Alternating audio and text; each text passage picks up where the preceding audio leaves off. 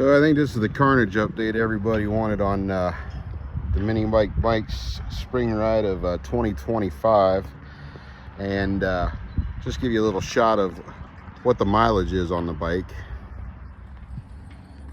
Again, this is in kilometers, but don't pay attention to any of the wiring or stuff. I've got some work to do to it, but here's the Carnage update on the bike. Rusty Nutz. So we'll start at the front end. Nothing looks any different than it did before. Tires held up great. All around the side of the bike was great. No oil leaks, no cracks.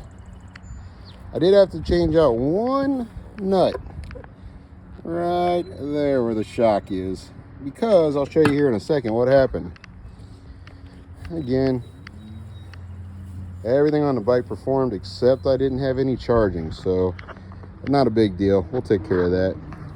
Here's where the carnage happened after the potholes that we were told were going to happen, but a little something on the back of the bike.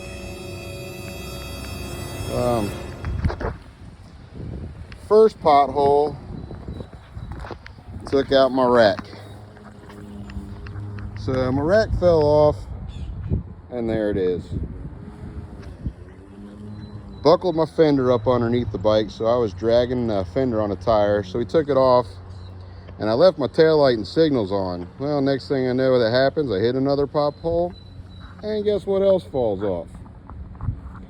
So I now have a bobber style bike, not set up for overlanding anymore. But other than that, man, I told you I was going to give you a little update on what happened the last 6 miles. So we did a fuel stop at the last 6 miles, and everybody tells me to run fuel filters, and I ignore it over and over again, and I don't run fuel filters if you can't see there. And I think I got a little something stuck in a jet or a clogged fuel line, and it wouldn't run the last 6 miles. So once again, guys, you will see the bike I rode in on. I'll give you a couple pictures of that here at the end.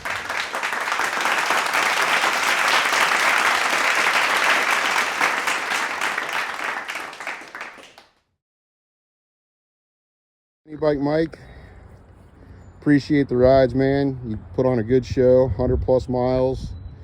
They're always an adventure, always have great memories, and this little bike does it for me, man. It was fun riding with everybody at Mini Bike Mike's garage. The nice spring ride. So there's the update on Rusty Nutz after the second 100-mile ride I've done with Mike.